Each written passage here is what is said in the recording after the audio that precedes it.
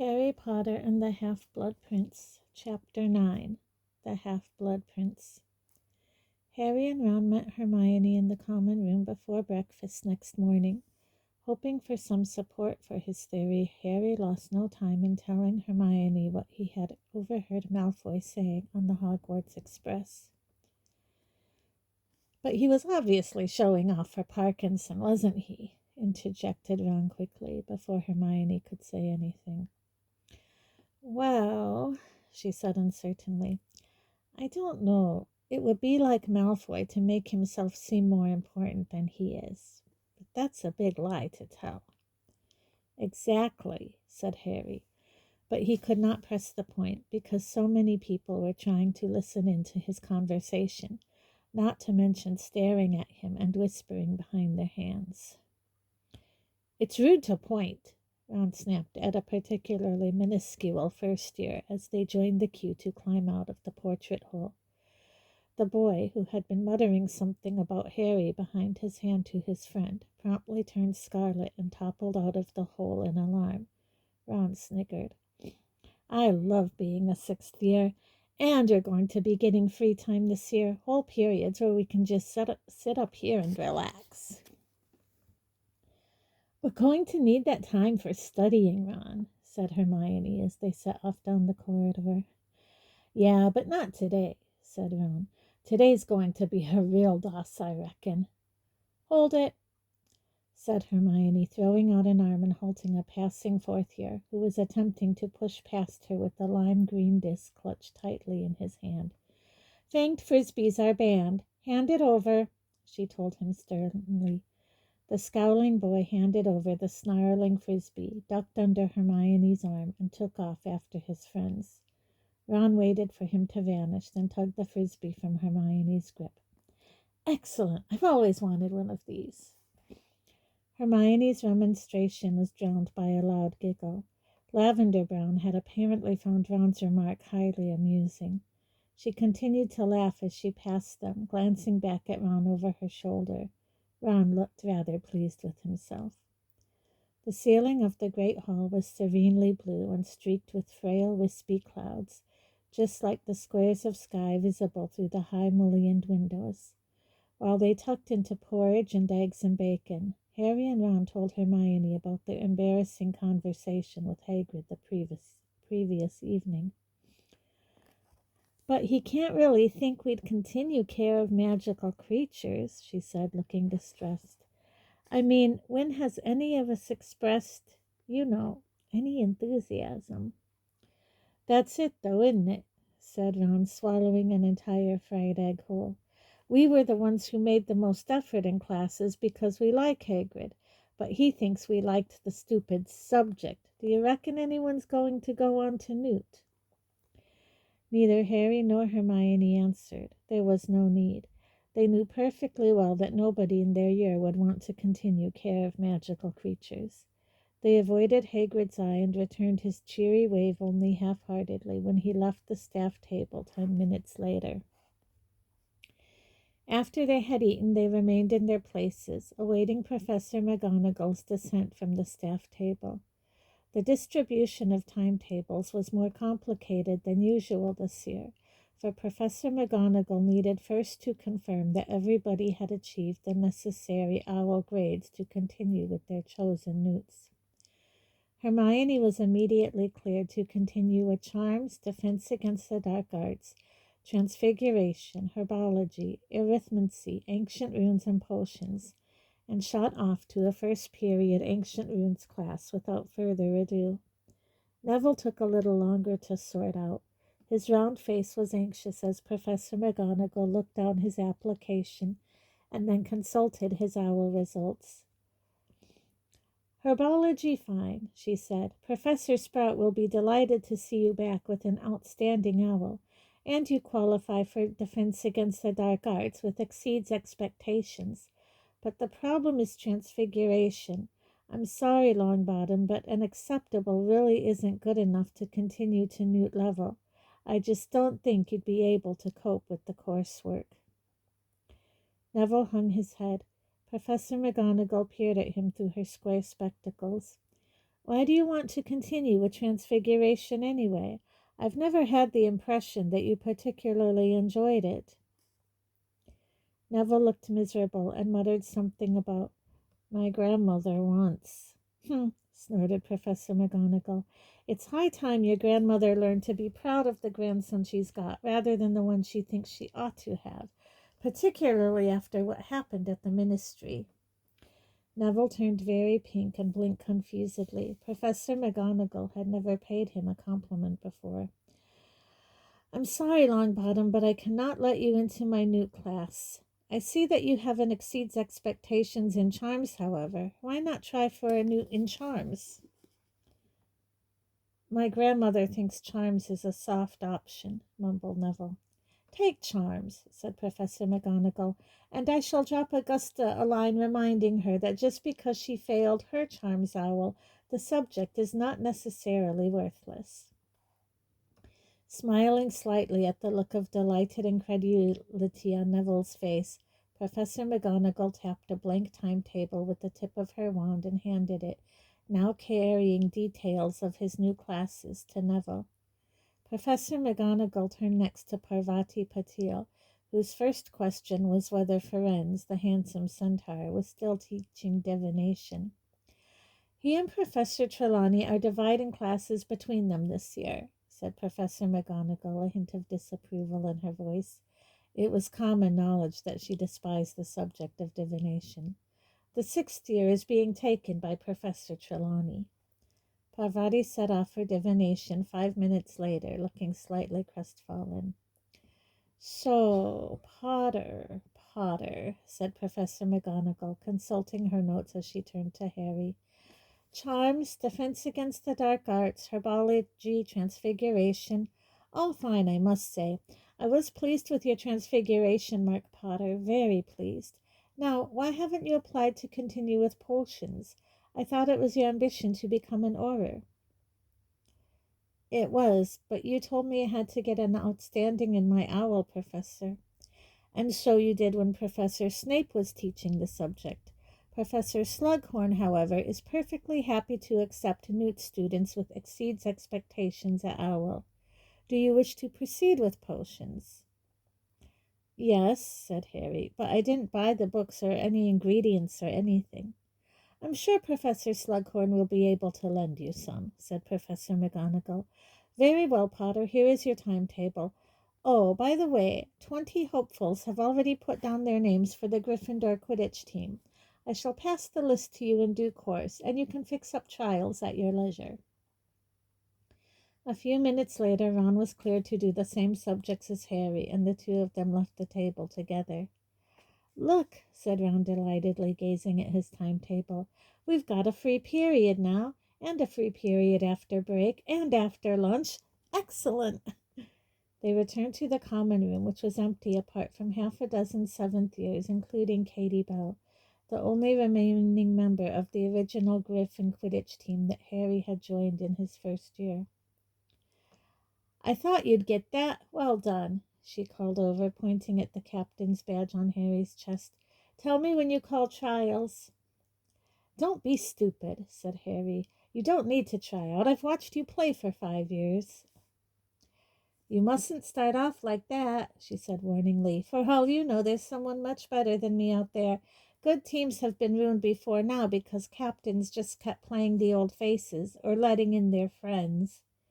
Ron looked a little uncomfortable and began playing with the fanged frisbee Hermione had taken from the 4th year. It zoomed around the common room, snarling and attempting to take bites of the tapestry. Crookshanks's yellow eyes followed it, and he hissed when it came too close. An hour later, they reluctantly left the sunlit common room for the Defense Against the Dark Arts classroom 4 floors below. Hermione was already queuing outside, carrying an armful of heavy books and looking put upon. We got so much homework for ruins, she said anxiously when Harry and Ron joined her.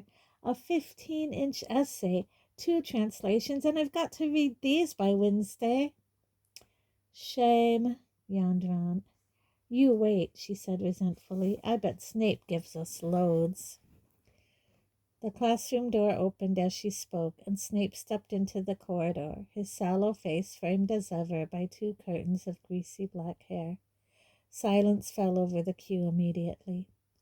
"Inside," he said. Harry looked around as they entered. Snape had imposed his personality upon the room already. It was gloomier than usual, as curtains had been drawn over the windows and was lit by candlelight. New pictures adorned the walls, many of them showing people who appeared to be in pain, sporting grisly injuries or strangely contorted body parts. Nobody spoke as they settled down, looking around at the shadowy, gruesome pictures. "I have not asked you to take out your books," said Snape, closing the door and moving to face the class from behind his desk. Hermione hastily dropped her copy of Confronting the Faceless back into her bag and stowed it under her chair. "I wish to speak to you, and I want your fullest attention." His black eyes roved over their upturned faces, lingering for a fraction of a second longer on Harry's than anyone else's. "You have had 5 teachers in this subject so far, I believe." "You believe? Like you haven't watched them all come and go, Snape, hoping you'd be next," thought Harry scathingly. "Naturally, these teachers will all have had their own methods and priorities. Given this confusion, I am surprised so many of you scraped an owl in this subject. I shall be even more surprised if all of you manage to keep up with the Newt work, which will be much more advanced." Snape sat off around the edge of the room, speaking now in a lower voice. The class craned their necks to keep him in view. "The dark arts," said Snape, "are many, varied, ever-changing and eternal. Fighting them is like fighting a many-headed monster, which, each time a neck is severed, sprouts a head even fiercer and cleverer than before. You are fighting that which is unfixed, mutating, indestructible." Harry stared at Snape. It was surely one thing to respect the dark arts as a dangerous enemy, another to speak of them as Snape was doing, with a loving caress in his voice. "Your defenses," said Snape a little louder, "must therefore be as flexible and inventive as the arts you seek to undo. These pictures," he indicated a few of them as he swept past, "give a fair representation of what happens to those who suffer, for instance, the Cruciatus curse." He waved a hand towards a witch who was clearly shrieking in agony. "Feel the Dementor's kiss." A wizard lying huddled and blank-eyed, slumped against a wall. "Or provoke the aggression of the Inferius," a bloody mass upon the ground. "Has an Inferius been seen, then?" said Parvati Patil in a high-pitched voice. "Is it definite? Is he using them?" "The Dark Lord has used Inferi in the past," said Snape, "which means you would be well advised to assume he might use them again. Now." He set off again around the other side of the classroom towards his desk, and again the class watched him as he walked, his dark robes billowing behind him. "You are, I believe, complete novices in the use of nonverbal spells. What is the advantage of a nonverbal spell?" Hermione's hand shot into the air. Snape took his time looking around at everybody else, making sure he had no choice, before saying curtly, "Very well, Miss Granger.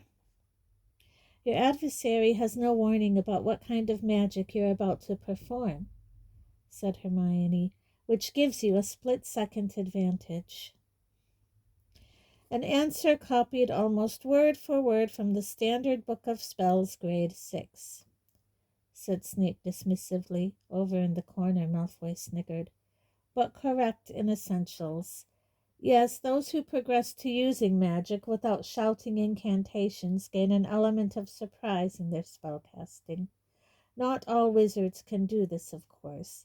It is a question of concentration and mind power, which some," his gaze lingered maliciously upon Harry once more, "lack." Harry knew Snape was thinking of their disastrous occlumency lessons of the previous year. He refused to drop his gaze, but glowered at Snape until Snape looked away. "You will now divide," Snape went on, "into pairs. One partner will attempt to jinx the other without speaking. The other will attempt to repel the jinx in equal silence. Carry on." Although Snape did not know it, Harry had taught at least half the class, everyone who had been a member of the DA, how to perform a shield charm the previous year. None of them had ever cast the charm without speaking, however. A reasonable amount of cheating ensued. Many people were merely whispering the incantation instead of saying it aloud. Typically, 10 minutes into the lesson, Hermione managed to repel Neville's muttered jelly legs jinx without uttering a single word, a feat that would surely have earned her 20 points for Gryffindor from any reasonable teacher, thought Harry bitterly, but which Snape ignored. He swept between them as they practiced, looking just as much like an overgrown bat as ever, lingering to watch Harry and Ron struggling with the task. Ron, who was supposed to be jinxing Harry, was purple in the face, his lips tightly compressed to save himself from the temptation of muttering the incantation. Harry had his wand raised, waiting on tenterhooks to repel a jinx that seemed unlikely ever to come. "Pathetic Weasley," said Snape after a while. "Here, let me show you." He turned his wand on Harry so fast that Harry reacted instinctively.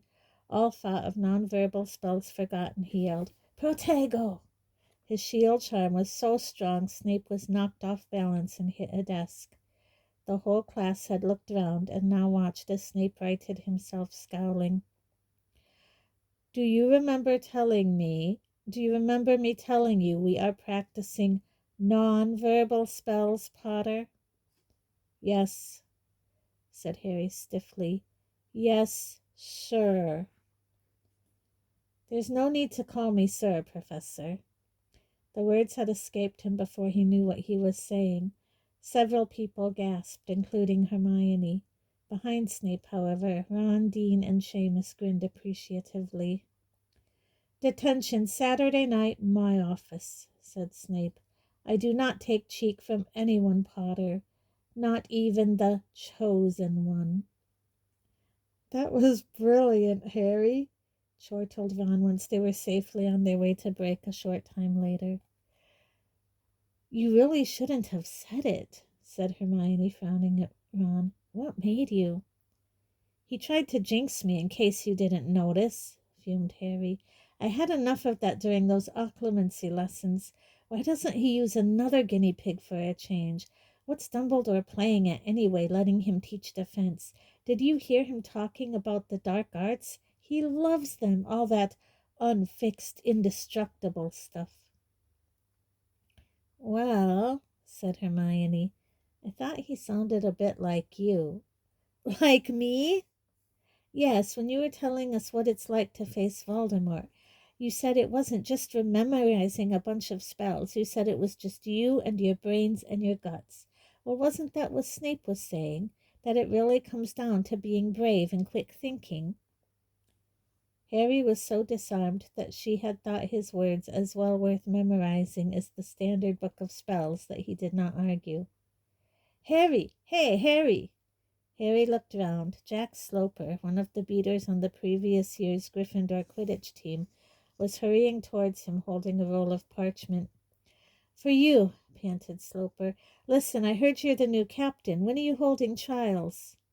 "I'm not sure yet," said Harry, thinking privately that Sloper would be very lucky to get back on the team.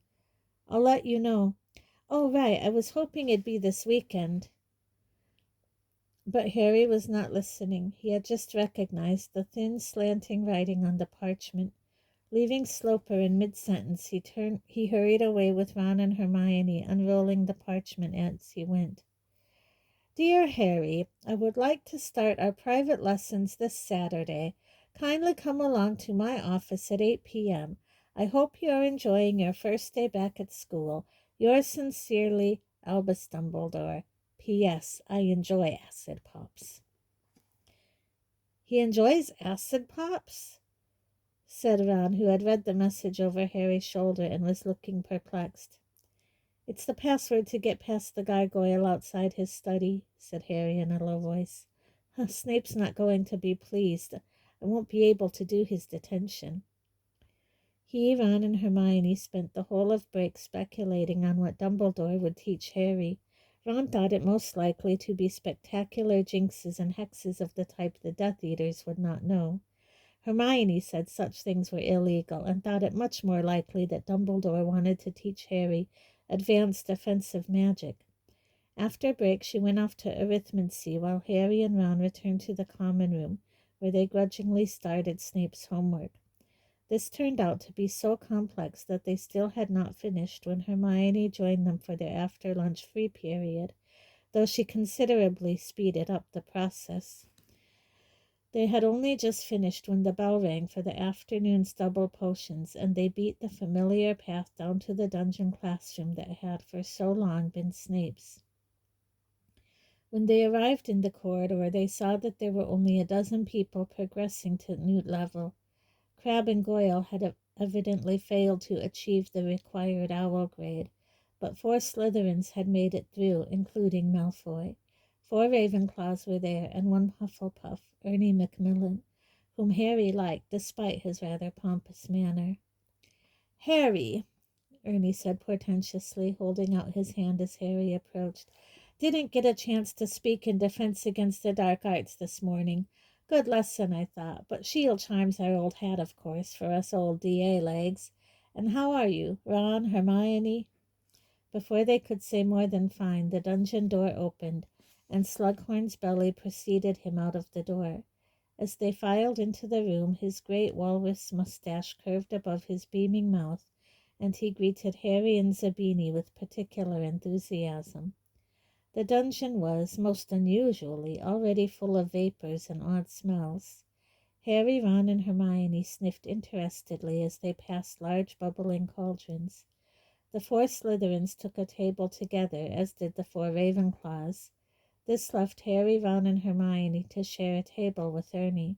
They chose the one nearest a gold-colored cauldron that was emitting one of the most seductive scents Harry had ever inhaled. Somehow it reminded him simultaneously of treacle tart, the woody smell of a broomstick handle, and something flowery he thought he might have smelled at the Burrow. He found that he was breathing very slowly and deeply, and that the potion's fumes seemed to be filling him up like a drink. A great contentment stole over him. He grinned across at Ron, who grinned lazily back. "Now then, now then, now then," said Slughorn, whose massive outline was quivering through the many shimmering vapors. "Scales out, everyone, and potion kits, and don't forget your copies of Advanced Potion Making." "Sir," said Harry, raising his hand. "Harry, my boy?" "I haven't got a book or scales or anything, nor's Ron. We didn't realize we'd be able to do the Newt course, you see." "Ah, yes, Professor McGonagall did mention. Not to worry, my dear boy, not to worry at all. You can use ingredients from the store cupboard today, and I'm sure we can lend you some scales. And we've got a small stock of old books here. They'll do until you can write to flourish and blots."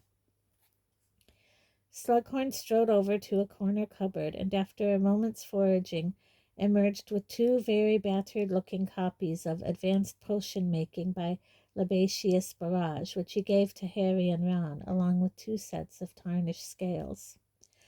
"Now then," said Slughorn, returning to the front of the class and inflating his already bulging chest, so that the buttons on his waistcoat threatened to burst off. "I've prepared a few potions for you to have a look at, just out of interest, you know. These are the kind of thing you ought to be able to make after completing your newts. You ought to have heard of 'em, even if you haven't made 'em yet. Anyone tell me what this one is?"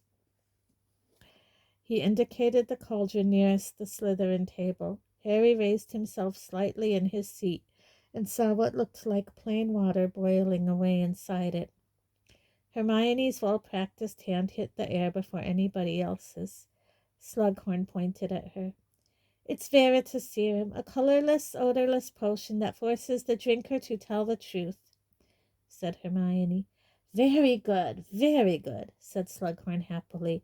Now, he continued, pointing at the cauldron nearest the Ravenclaw table, this one here is pretty well known, featured in a few ministry leaflets lately, too. Who can... Hermione's hand was fastest once more. It's Polyjuice Potion, sir, she said. Harry, too, had recognized the slow-bubbling, mud-like substance in the second cauldron, but did not resent Hermione getting the credit for answering the question. She, after all, was the one who had succeeded in making it back in their second year. Excellent, excellent. Now this one here. Yes, my dear, said Slughorn, now looking slightly bemused as Hermione's hand punched the air again. It's Amortentia. It is indeed. It seems almost foolish to ask, said Slughorn, who was looking mightily impressed. But I assume you know what it does? It's the most powerful love potion in the world, said Hermione. Quite right. You recognized it, I suppose, by its distinctive mother-of-pearl sheen? And the steam rising in characteristic spirals, said Hermione enthusiastically. And it's supposed to smell differently to each of us, according to what attracts us.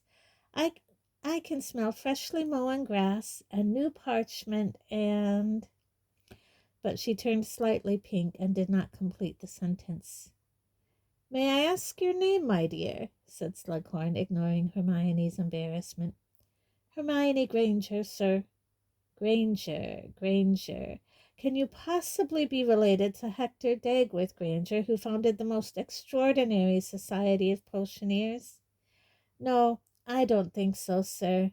I'm Muggle-born, you see. Harry saw Malfoy lean close to Nott and whisper something. Both of them sniggered. But Slughorn showed no dismay. On the contrary, he beamed and looked from Hermione to Harry, who was sitting next to her. Oh-ho! One of my best friends is Muggle-born, and she's the best in our year. I'm assuming this is the very friend of whom you spoke, Harry? Yes, sir, said Harry. Well, take 20 well-earned points for Gryffindor, Miss Granger, said Slughorn genially. Malfoy looked rather as he had done the time Hermione had punched him in the face. Hermione turned to Harry with a radiant expression and whispered, Did you really tell him I'm the best in the year? Oh, Harry! Well, what's so impressive about that? Whispered Ron, who for some reason looked annoyed. You are the best in the year. I'd have told him so if he'd asked me. Hermione smiled, but made a shushing gesture so that they could hear what Slughorn was saying. Ron looked slightly disgruntled. Amortentia doesn't really create love, of course. It is impossible to manufacture or imitate love. No, this will simply cause a powerful infatuation or obsession. It is probably the most dangerous and powerful potion in this room.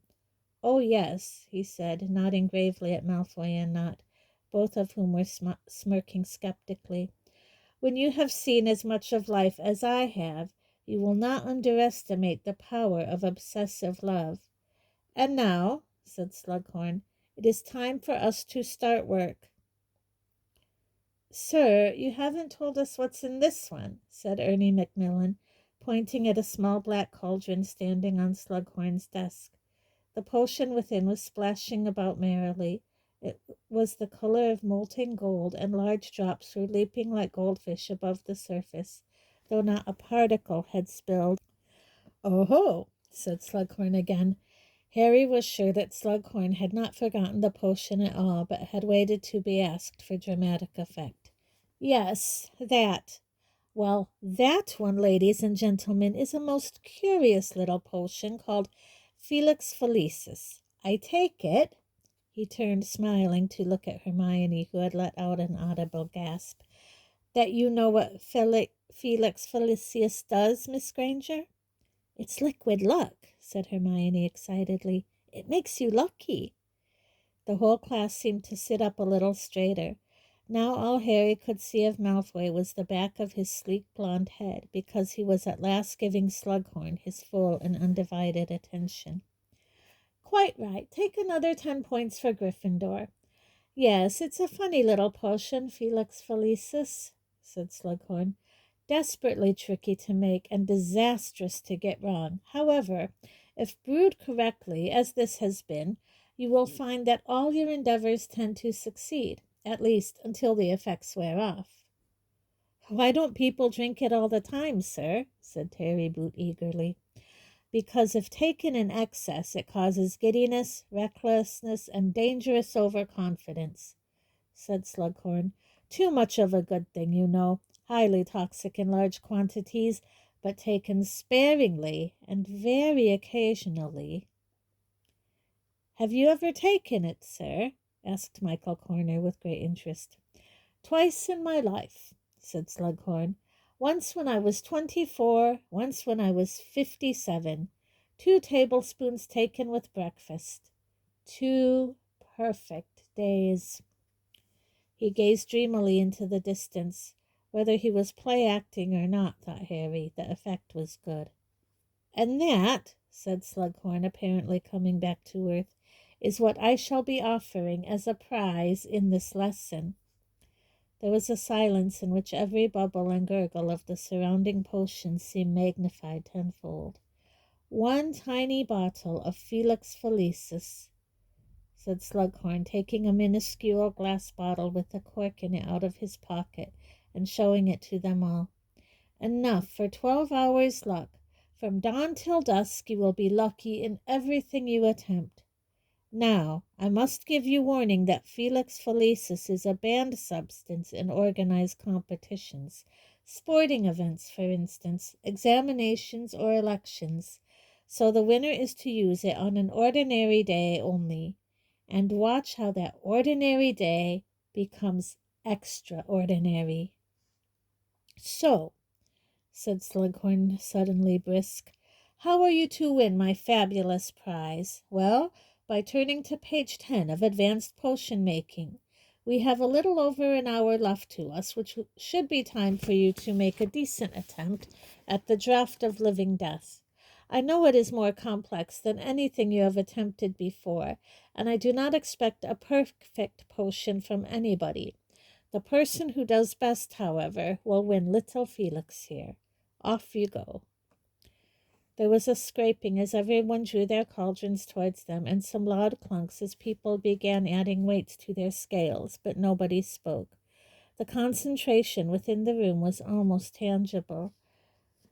Harry saw Malfoy riffling feverishly through his copy of Advanced Potion Making. It could not have been clearer that Malfoy really wanted that lucky day. Harry bent swiftly over the tattered book Slughorn had lent him. To his annoyance, he saw that the previous owner had scribbled all over the pages, so that the margins were as black as the printed portions. Bending low to decipher the ingredients, even here the previous owner had made annotations and crossed things out. Harry hurried off towards the store cupboard to find what he needed. As he dashed back to his cauldron, he saw Malfoy cutting up valerian roots as fast as he could. Everyone kept glancing around at what the rest of the class was doing. This was both an advantage and a disadvantage in potions, that it was hard to keep your work private. Within 10 minutes the whole place was full of bluish steam. Hermione, of course, seemed to have progressed furthest. Her potion already resembled the smooth black currant-colored liquid mentioned as the ideal halfway stage. Having finished chopping his roots, Harry bent low over his book again. It was really very irritating, having to try and decipher the directions under all the stupid scribbles of the previous owner, who for some reason had taken issue with the order to cut up the Saporiferous bean and had written in the alternative instruction, "Crush with flat side of silver dagger, releases juice better than cutting." "Sir, I think you knew my grandfather, Abraxas Malfoy." Harry looked up. Slughorn was just passing the Slytherin table. "Yes," said Slughorn without looking at Malfoy. I was sorry to hear he had died, although of course it wasn't unexpected. Dragon pox at his age. And he walked away. Harry bent back over his cauldron, smirking. He could tell that Malfoy had expected to be treated like Harry or Zabini, perhaps even hoped for some preferential treatment of the type he had learned to expect from Snape. It looked as though Malfoy would have to rely on nothing but talent to win the bottle of Felix Felicis. The saprophoros bean was proving very difficult to cut up. Harry turned to Hermione. "Can I borrow your silver knife?" She nodded impatiently, not taking her eyes off her potion, which was still deep purple, though according to the book ought to be turning a light shade of lilac by now. Harry crushed his bean with the flat side of the dagger. To his astonishment, it immediately exuded so much juice he was amazed the shriveled bean could have held it all. Hastily scooping it all into the cauldron, he saw, to his surprise, that the potion immediately turned exactly the shade of lilac described by the textbook. His annoyance with the previous owner vanishing on the spot, Harry now squinted at the next line of instructions. According to the book, he had to stir counterclockwise until the potion turned clear as water. According to the addition the previous owner had made, however, he ought to add a clockwise stir after every 7th counterclockwise stir. Could the old owner be right twice? Harry stirred counterclockwise, held his breath, and stirred once clockwise. The effect was immediate. The potion turned palest pink. "How were you doing that?" demanded Hermione, who was red-faced and whose hair was growing bushier and bushier in the fumes from her cauldron. Her potion was still resolutely purple. "Add a clockwise stir." No, the book says counterclockwise," she snapped. Harry shrugged and continued what he was doing. 7 stirs counterclockwise, 1 clockwise. Pause. 7 stirs counterclockwise, 1 stir clockwise. Across the table, Ron was cursing fluently under his breath. His potion looked like liquid licorice. Harry glanced around. As far as he could see, no one else's potion had turned as pale as his. He felt elated, something that had certainly never happened before in this dungeon. "And time's up," called Slughorn. "Stop stirring, please." Slughorn moved slowly between the tables, peering into cauldrons. He made no comment, but occasionally gave the potions a stir or a sniff. At last he reached the table where Harry, Ron, Hermione, and Ernie were sitting. He smiled ruefully at the tar-like substance in Ron's cauldron. He passed over Ernie's navy concoction. Hermione's potion he gave an approving nod. Then he saw Harry's, and a look of incredulous delight spread over his face. "The clear winner!" he cried to the dungeon. "Excellent, excellent, Harry! Good Lord, it's clear you've inherited your mother's talent. She was a dab hand at potions, Lily was. Here you are, then, here you are. 1 bottle of Felix Felicis as promised, and use it well." Harry slipped the tiny bottle of golden liquid into his inner pocket, feeling an odd combination of delight at the furious looks on the Slytherins' faces and guilt at the disappointed expression on Hermione's. Ron looked simply dumbfounded. "How did you do that?" he whispered to Harry as they left the dungeon. "Got lucky, I suppose," said Harry, because Malfoy was within earshot. Once they were securely ensconced at the Gryffindor table for dinner, however, he felt safe enough to tell them. Hermione's face became stonier with every word he uttered.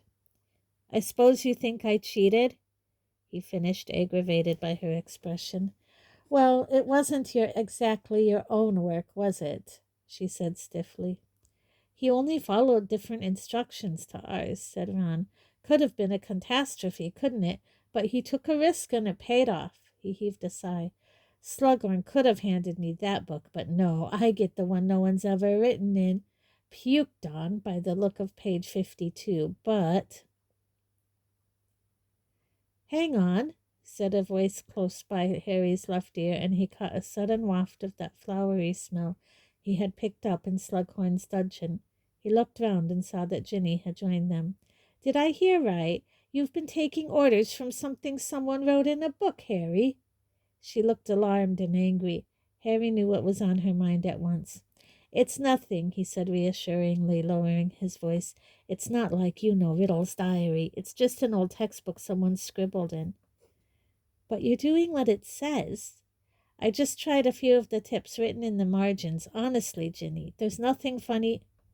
"Ginny's got a point," said Hermione, perking up at once. "We ought to check that there is nothing odd about it. I mean, all these funny instructions, who knows?" "Hey!"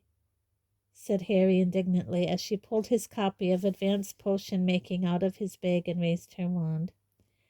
"Specialis Revelio," she said, rapping it smartly on the front cover. Nothing whatsoever happened. The book simply lay there, looking old and dirty and dog-eared. "Finished?" said Harry irritably. "Or do you want to wait to see if it does a few backflips?" "It seems all right," said Hermione, still staring at the book suspiciously.